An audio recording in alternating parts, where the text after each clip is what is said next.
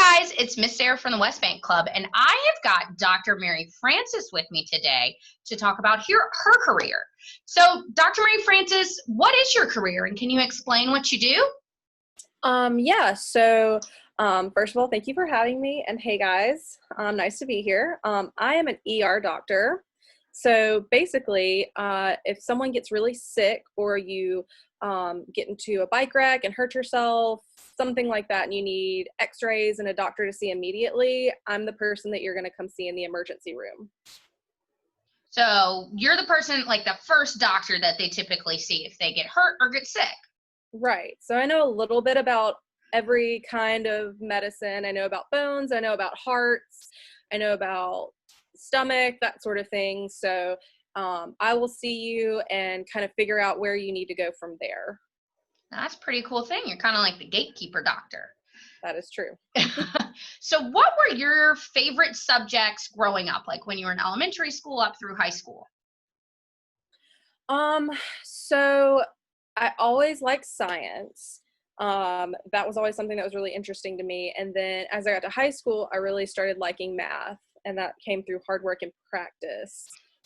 I wasn't naturally good at it, but then I got better. But science is something that's always been something I enjoyed, especially like um, plants and animals, that kind of thing. Awesome. So, to become an ER doctor, what kind of school did you have to go to and complete to get to where you are now? Okay, so after high school, you have to do 4 years of college and get a bachelor's degree. And you can do that in whatever you want to.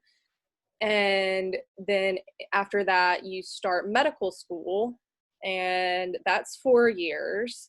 And after you graduate from medical school, you start a residency, which is more specialized. Like medical school teaches you everything about medicine, and then you pick what you like the most. Like, say you want to be a heart doctor or a skin doctor or a bone doctor, your residency prepares you for that specialized bit of training. Okay, so and that can be different amounts of time. It depends on what you want to do.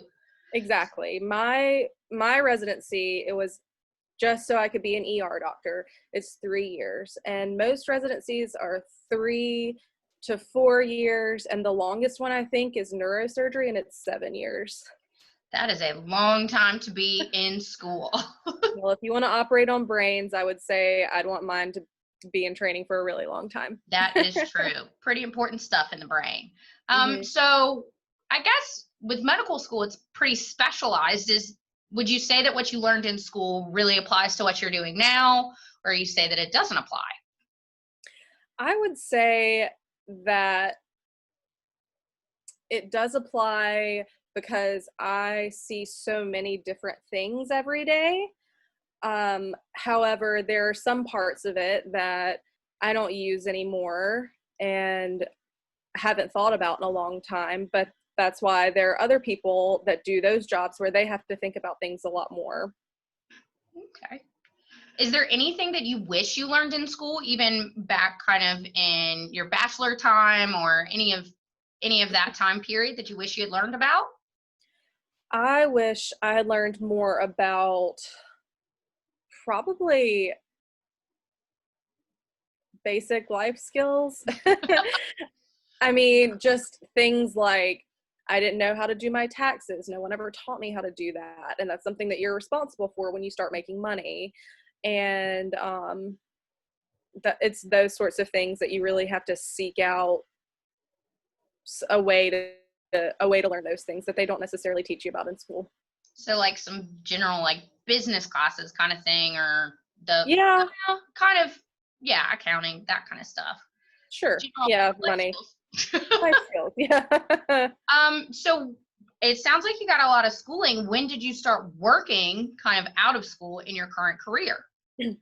Well, when you finish medical school and you start residency, when you're training for your specialty, you're technically a doctor, but you're a training doctor and you've got a boss doctor over you that kind of supervises you and teaches you everything, but you still are able to get a little bit of independence and make your own decisions. And now after 3 years, I've started just recently, like this month, started making my own decisions, and I'm in charge of my own decisions that I'm making. So a little different. Well, it sounds like you're just kind of just sort of at the beginning, but not really at the beginning at all. At the beginning of my own independent practice, There but you go. yeah. So what would you say is the most unexpected part of being an ER doctor? It sounds like there's a lot of unexpected things that happen, but something you didn't anticipate even going through school. Um, I would say, so there's a lot of paperwork that comes with it. Um, but something that for me was kind of neat is whenever I started this job, you're supposed to know a little bit about a lot of specialties, a little bit about the brain, a little bit about the heart, etc. But you can get as in depth as you want to in that sort of thing and become an expert as much as you want to, which a lot of my colleagues do, which is very interesting. That's really cool that you can be generalized, but also pick the stuff you want to learn more about so that education Mhm. doesn't really ever stop unless you That's want right. to necessarily. Lifelong learner. What would you say is the hardest part of being an ER doctor? Um,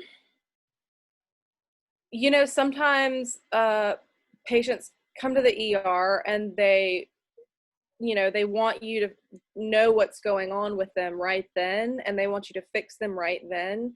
And unfortunately, that's something that we're not always able to do. It's a little bit more complicated, and sometimes we have to send people to a specialist that they have to see for a long time until until they can kind of get an understanding of what's going on. So it's hard to tell people, I don't know, but it is part of the job.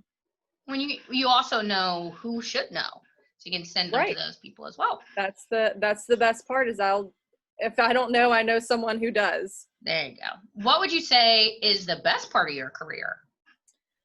Um, I would say getting to save someone's life is always very satisfying, but just being able to actually make someone feel better and tell someone this is what I think is wrong with you and this is going to fix it. That's just making someone feel better is very satisfying. I will say I do have a confession for those of you watching.